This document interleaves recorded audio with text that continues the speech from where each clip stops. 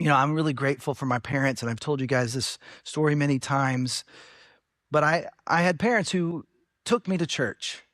And there was kind of a little bit of a don't ask, don't tell scenario with my parents. Like, we'd go to church, but never really talk about what happened. We'd pray before meals and before bed, but never really talk about spiritual things. It was very private to my parents. But I'm so grateful for that because it was in that context. They would make me go to youth group, and I hated it, didn't want to go. And they made me, and in that context is how I experienced the presence of God. I was at a camp. I was in a bus, and we were encouraged to spend time alone with God, just read the Bible and pray and ask God to speak. And I remember on that bus, I had an encounter with Jesus that forever changed my life. And there were friends like Craig Canton and Robert Ward who came alongside of me and helped me grow even as they were trying to grow. I had youth leaders like Bill Taylor and Dwayne Wathall, Tim Bobo and Jim Owen. You see, kids are incredibly cute and kind, and then puberty hits. And what my parents have discovered, what I discovered as a parent, is there's a certain point where once they hit middle school, high school, you're not really the coolest person anymore as a mom or a dad.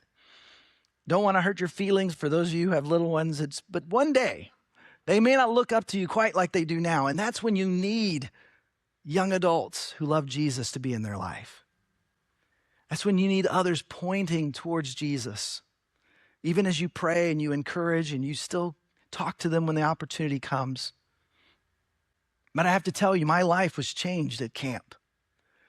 And if you're here and you're a teenager, I want to encourage you to go to camp. This year we have a whole new version of camp created by our own people. Today's the last day to get the discounted rate, but it will change your life.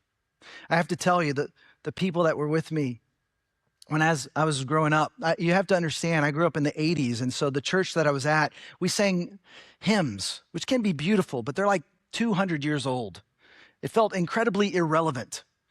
And so I was in those years before I was really following Jesus, I was trying to kind of do things my own way.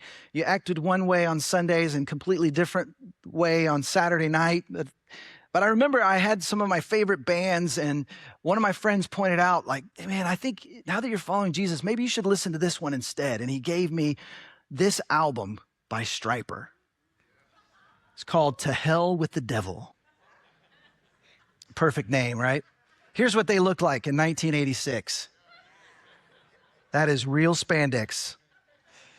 And they, along with many others, became what I started listening to. And you could not believe how excited I was when Brad Bressler, just a few weeks ago, gave me this right here. Somehow, someone threw it away in a dumpster. I don't know why. But I look back in those high school years, and I think of the life that I've had. I would have never had those men and women not invested in me. In spite of the church, in spite of my parents, in some ways, I found a real relationship with God. And so if you're here and you're investing in our children, if you're investing in our teenagers, thank you. You're making such a difference. And if you're here as a parent, I want to just encourage you, don't give up on your kids. It's not too late. I mean, you can figure out some way to bribe them to go to camp. If you're going to buy them a car anyway, just tell them, I'll buy you a car if you're going to camp, right? Just figure out a way to get them there. Can you imagine 5 days without a phone, surrounded with other kids who are just as anxious to be away from home, who become best of friends, who together encounter God? It's impossible to walk with Jesus on your own. Join up with others to help you, even as you help them.